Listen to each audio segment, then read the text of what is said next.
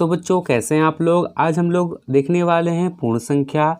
इससे पहले जो वीडियो था 1.3 का, अगर आप नहीं दिखे हैं 6 क्लास का 1.3 चैप्टर का, तो आप डिस्क्रिप्शन में लिंक है, वहां से आप देख सकते हैं वीडियो को। उसके बाद आप पूर्ण संख्या को पढ़ेंगे, जो दूसरा चैप्टर है 6 क्लास का पूर्ण संख्या। पूर्ण संख्या को इंग्लिश में कहते हैं होल नंबर। अब होता क्या है जी पूर्ण संख्या, उसके बारे में हम लोग जानेंगे विस्तार से। तो चलिए हम लोग वीडियो को शुरू करते हैं। तो क्लास 6 JCRT चैप्टर 2 पूर्ण संख्या को हम लोग इंग्लिश में कहते हैं होल नंबर। क्या कहते हैं बच्चों? होल नंबर, याद रखिए।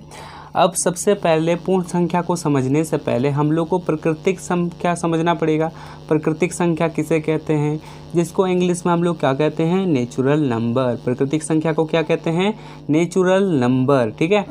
तो वैसी संख्या जिनको गिना जा सके, जिनको आप काउंट कर सकते हैं, जिसको आप गिन सकते हैं, उसे प्राकृतिक संख्या कहते हैं। जैसे हम लोग सपोज दैट हम लोग किसी भी पैसा को हम लोग आसानी से गिन सकते हैं। तो पैसे को कैसे करके गिनते हैं? 1 2 3 4 करके गिनते हैं ना। तो हम लोग जिसको गिन सकते हैं उसी को हम लोग प्राकृतिक संख्या कहेंगे, ठीक है। जैसे 1, हमेशा यहाँ पर याद रखिए जो प्राकृतिक संख्या होते हैं वो 1 से स्टार्ट होते हैं। 1 2 3 4 5 6, ठीक है, समझ में आ रहा है। 7 8 9 10 11, ठीक है। इस तरह के संख्या को हम लोग क्या बोलेंगे? प्राकृतिक संख्या बोलेंगे। समझ में आया? तो यहाँ पर एक चीज़ याद रखिए बच्चों, सबसे छोटी प्राकृतिक संख्या आपको पूछे तो क्या लिखना है? 1। सबसे छोटी प्राकृतिक संख्या क्या है? 1 है, ठीक है। तो प्राकृतिक संख्या का यूज हम लोग किसी भी वस्तु को गिनने के लिए करते हैं। जैसे हम लोग पैसा भी गिनते हैं, कॉइन भी गिनते हैं, ठीक है। जितना भी व्हीकल्स है, आदमी है, ठीक है, वो सब गिनते हैं। तो समझ में आ रहा है, प्राकृतिक संख्या वो होते हैं। तो आप लोग ने देखा होगा कि एक एक हम लोग का अनंत होता है। क्या होता है? अनंत। यानी कि हम लोग को नहीं पता अनंत, अनंत बने बहुत दूर, बहुत। तो इसको क्या ये प्राकृतिक संख्या में आएगा? नहीं, अनंत को तो हम लोग गिन नहीं सकते। अब मान लीजिए यहाँ पर इतना 1 0 0 0 0 0 0 0 0 0 0 0 0 0 0 और भी 0 और भी 0 0, इतना बड़ा संख्या लिख दे रहे हैं। तो क्या आप इसको आसानी से गिन सकते हैं?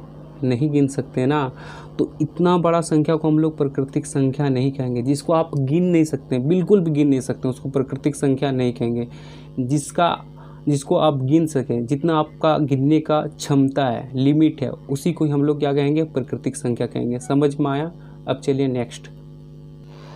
प्राकृतिक संख्या के बाद आता है पूर्ण संख्या, होल नंबर। अब एक बात जानिए, जो प्राकृतिक संख्या के नंबर है 1 2 3 4 5 6 ये नंबर है, ये पूर्ण संख्या में होंगे। लेकिन एक बात यहाँ पर अंतर है, दोनों का अंतर है कि जो प्राकृतिक संख्या होता है ये 1 से स्टार्ट होता है, और पूर्ण संख्या 0 से स्टार्ट होता है। कहाँ से स्टार्ट होता है? 0 से स्टार्ट होता है। 0 1 2 3 4 5 6 7, ठीक है, समझ में आ रहा है। अगर आपको पूछा जाए कि सबसे छोटा पूर्ण संख्या कौन सा है, तो लिख देना है 0 है। सबसे छोटी पूर्ण संख्या कौन सी है? 0 है। समझ में आ रहा है? इसमें नेचुरल नंबर के साथ 0 भी होता है। इसमें नेचुरल नंबर देखिए 1 भी आ रहा है, 2 भी आ रहा है, 3 भी आ रहा है, 4 भी आ रहा है, 5 भी आ रहा है, सेम आ रहा है ना। लेकिन प्राकृतिक संख्या में 0 नहीं आता है और पूर्ण संख्या में 0 आता है। समझ में आया?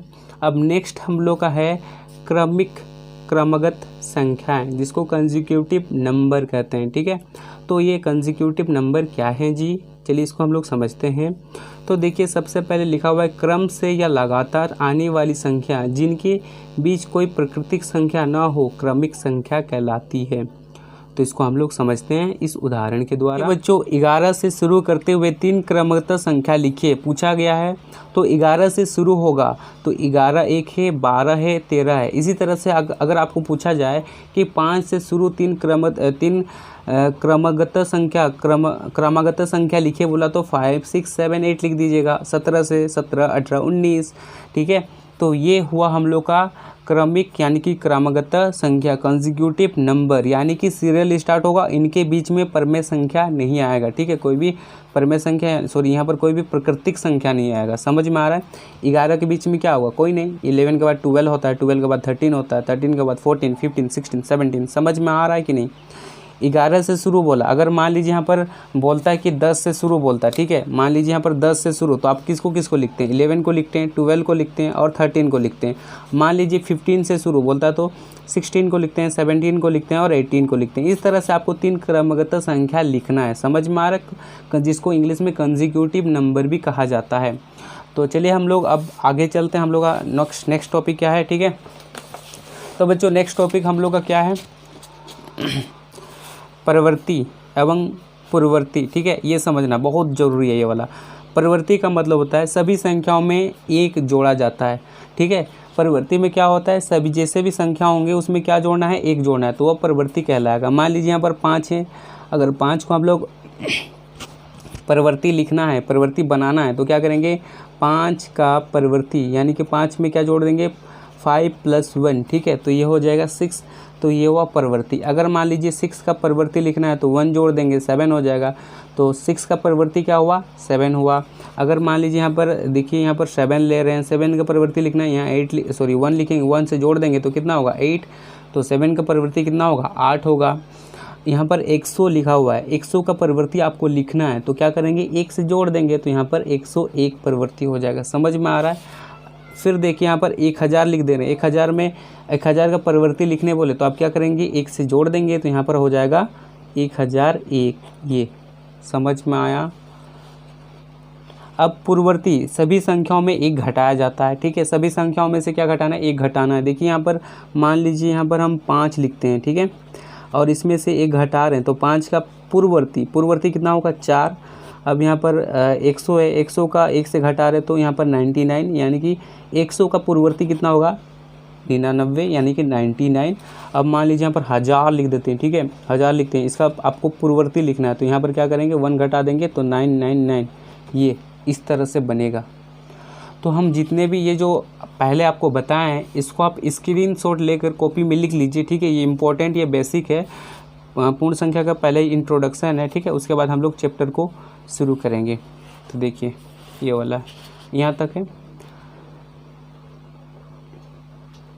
पूर्ण संख्या में बस इतना ही टॉपिक को पढ़ना है, 1, 2, 3 और चौथा टॉपिक को ही पढ़ना है, उसके बाद आप लोग को नहीं पढ़ना है, ठीक है। अब चलिए हम लोग